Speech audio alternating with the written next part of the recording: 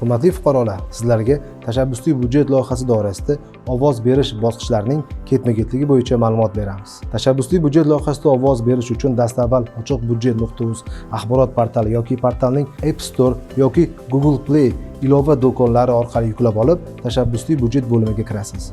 Tashabbuslar doskasidan aynan faol doskani, ya'ni joriy yil uchun start berilgan mavsumni tanlaysiz. Ana endi yuqorida o'zingizga kerakli bo'lgan hudud va tuman yoki shaharni tanlagan holda ovoz berish bosqichiga o'tkazilgan loyihalar bilan yaqindan tanishasiz. Eng muhimi, kerakli taklifni tanlaganingizdan so'ng Telegram bot yoki SMS orqali ham ovoz berishingiz mumkin. Fuqarolar ichida eng ommalashgan usul bu SMS orqali ovoz berish ekanini hisobga olib, aynan shu usul orqali ovoz berishni sizlar bilan ko'rib chiqamiz.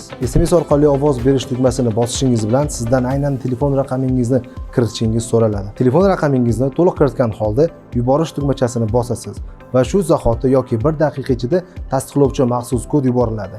Maxsus kodni tegishli maydonchaga kiritgan holda tasdiqlash tugmachasini bosasiz va sizda mantiqiy amal oynasi ochiladi. Bu yerda tizimni himoyalash maqsadida har bir ovoz beruvchiga mantiqiy savol beriladi. To'g'ri javob berilgandan so'ng ovozingiz qabul qilinganligi ma'lum etiladi. Shu yerda yana bir muhim eslatma.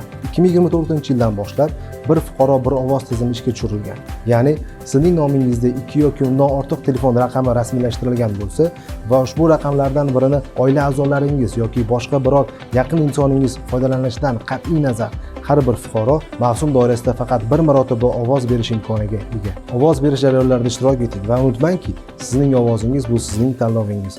Uni qadrlang va faqatgina o'zingiz munosib deb bilgan loyihalarga ovoz bering.